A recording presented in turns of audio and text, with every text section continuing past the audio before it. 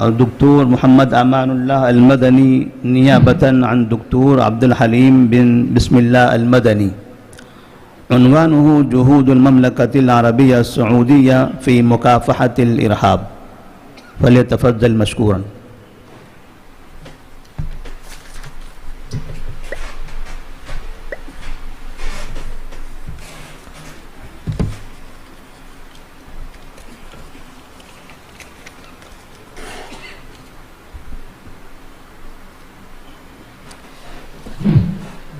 السلام عليكم ورحمة الله وبركاته.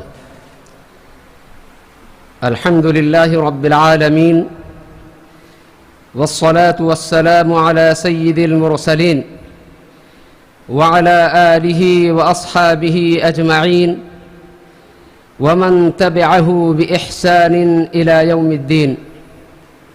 وبعد، فضيلة رئيس الجلسة، معاشر الخريجين، ضيوفنا الكرام، موضوع البحث هو جهود المملكة في مكافحة الإرهاب.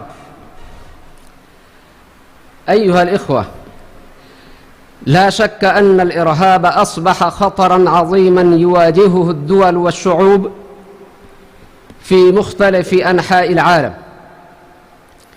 وجميع الدول تتفق على محاربته، إذ خطره لا يقف عند حدود معينة. فقد أجمع الباحثون على أن الإرهاب لا يقيد بدين ولا لون ولا جنسية. ومن الأسف الشديد أن بعض وسائل الإعلام ربط دين الإسلام بالتطرف والإرهاب لتشويه سمعة هذا الدين الحنيف، حتى جعل كثير من الناس يعتقدون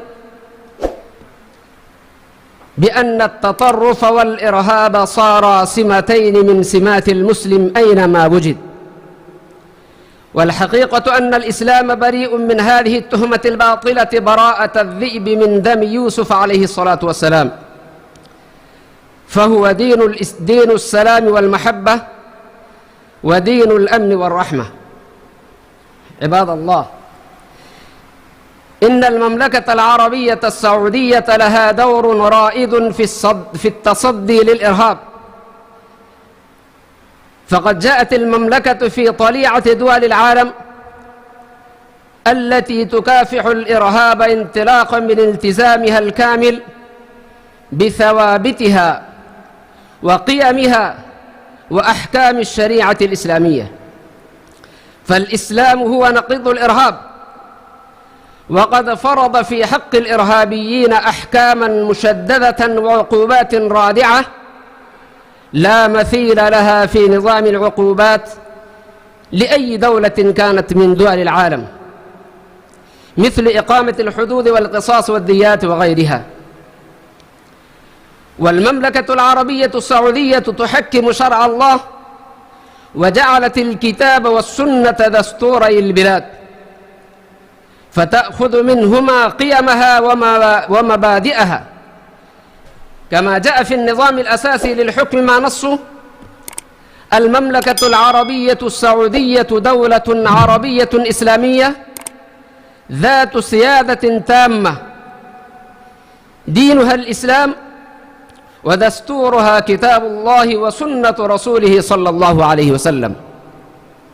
ولذا فإن موقف المملكة من ظاهرة الإرهاب لا يتجاوز الموقف الإسلامي الرصين المبني على الكتاب والسنة. ولقد بذلت المملكة العربية السعودية في الماضي وما تزال تبذل الكثير والكثير من الجهود لمكافحة الإرهاب على المستوى الوطني والعربي والإسلامي من سنين طويلة. ومن أبرز تلك الجهود ما يلي: أولاً، فرض عقوبات مغلظة على جريمة الأعمال الإرهابية. لقد فرضت المملكة العقوبة المغلظة للإرهاب كما جاء في نص قرار المجلس لهيئة كبار العلماء،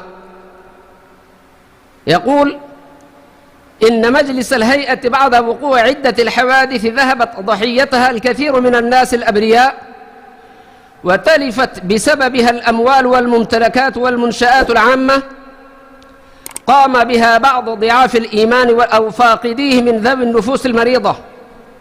وبما أن المملكة العربية السعودية كغيرها من البلدان عرضة لوقوع هذه الأعمال، فقد رأى المجلس ضرورة النظر في تقدير عقوبة رادعة لمن يرتكب عملا تخريبيا، وانطلاقا مما ذكره أهل العلم من أن أحكام الشرع إنما تدور من حيث الجملة على وجوب حماية الضرورات الخمس، والتي هي الدين والنفس والعرض والعقل والمال، ونظرا إلى ما تسببه تلك الأعمال من إخلال بالأمن العام ونشوء حالة من الفوضى والاضطرابات، فقد قرر المجلس ما يلي: من ثبت شرعا أنه قام بأعمال التخريب والإفساد والاعتداء على الأنفس والممتلكات الخاصة أو العامة كنسف المساكن والمساجد والمدارس والمستشفيات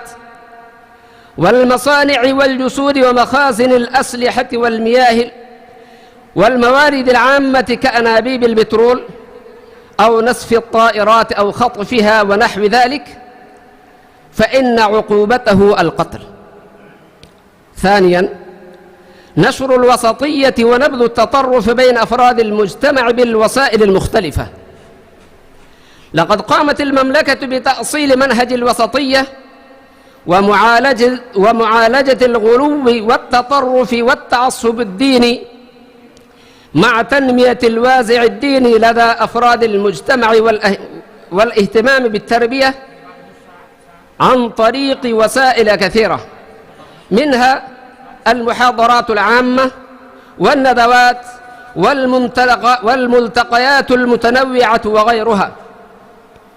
وتتولى وزارة الشؤون الإسلامية والدعوة والإرشاد مهمة تنسيق هذه المحاضرات والندوات في جميع أنحاء العالم. فمن أبرز مهام الوزارة هذه إعداد واختيار الدعاة الأكفاء ونشر الدعوة إلى الله بالأسلوب الأمثل، وتوفير الأئمة والخطباء للمساجد والجوامع، وتعمل كذلك على إقامة المؤتمرات والندوات التي توصل المنهج الحق إليهم وتنبذ التطرف والإرهاب. ثالثا، رعاية المجتمع وتحصين الأسرة من التفكك. لا شك أن من أبرز أسباب الإرهاب التفكك الأسري، لذا تدعم المملكة العربية السعودية الأسرة وتهتم بها لكي تكون أساسا في صلاح الفرد وبالتالي صلاح المجتمع. وإدراكا من المسؤولين بأهمية هذا الأمر جاء في بيان لوزارة الداخلية ما نصه: تهيب الوزارة بأولياء الأمور المحافظة على أبنائهم من استغلال الجماعات الإرهابية لهم ليكونوا وقودا لنار الجريمة والعدوان. رابعا، إنشاء وتفعيل أجهزة أمنية.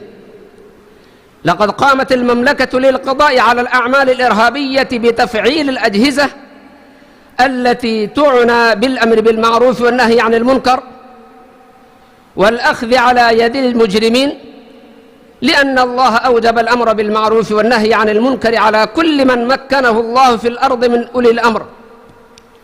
وأبرز تطبيقاته في المملكة هي وجود هيئة الأمر بالمعروف والنهي عن المنكر، والتي تؤدي دورا بارزا في متابعة المنحرفين وتوجههم لإعادتهم إلى جادة الصواب، كما تعمل على التضييق على الجماعات المنحرفة ومنع أساليب تجنيدها وإبعاد الشباب عنها، كما قامت بإنشاء أجهزة أمنية متخصصة لمكافحة الإرهاب.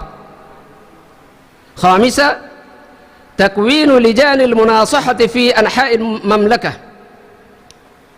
وانتهجت المملكة السعودية أسلوبا فريدا في علاج ما ظهر من بعض أبنائها من أعمال إرهابية، فقد أنشأت لجان المناصحة المكونة من علماء ودعاة في المناطق المختلفة، فيذهبون إلى المنحرفين من الجادة ويناقشونهم في أفكارهم الباطلة وشبههم المختلفة، وبعد قناعتهم تطالبهم اللجنة بالتوبة والإنابة، وتقبل الحكومة منهم عودتهم إلى الحق.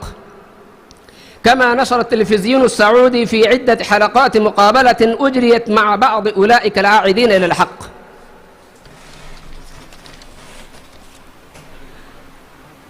هذا غيض من فيض، وللمملكة جهود عديدة ومتنوعة في القضاء على الإرهاب لا يمكن حصرها في مقال أو كتيب، وقد اعترفت جهودها دول العالم والمنظمات العالمية، فلله الحمد أولا وآخرا.